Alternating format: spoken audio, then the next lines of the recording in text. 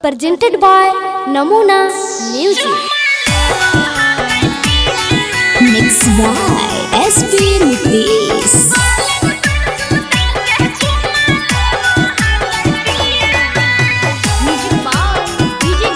Namuna Recording Studio, Rajgir. धरे जहबा पांजा करे धक्का धक्का जियावा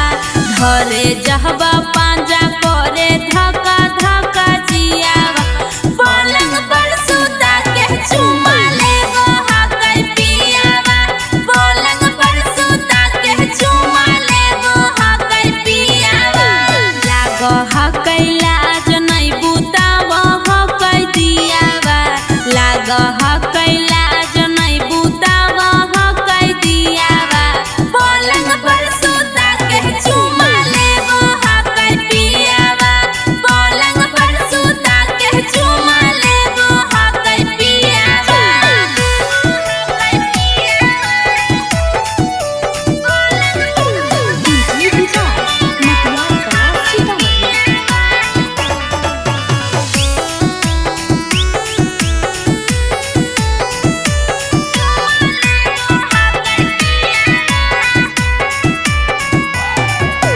चढ़ है पलंग पर बलम हमर कूद के छोड़ दे है पियल सखी औटल हमर दूध के अरे सखी का कहियो चढ़ है पलंग पर बलम हमर कूद के छोड़ दे है पियल सखी औटल हमर दूध के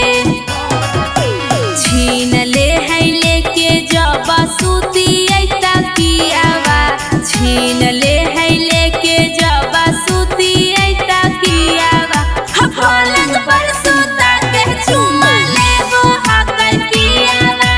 पलंग पर सुता के चुमा लेबो हकै पियावा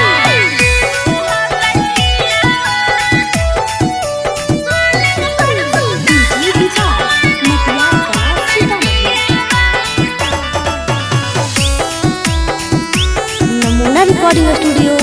Rajgir.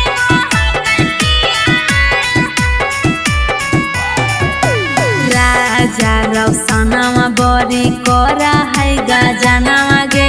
सुतला में फेंक दे है ओढ़ाना बिछावाना गे अरे सखी रवि कांचौरसिया बड़ी करा है गजनामा गे सुतला में फेंक दे है ओढ़ाना बिछावाना गे नेहा के कबो न जुड़ावे सखी जियावा नेहा के कबो न जुड़ावे सखी जियावा पलंग पर सुता के चुमा मांगो हकै पियावा पलंग पर सुता के चुमा मांगो हकै पियावा Presented by Namuna Music.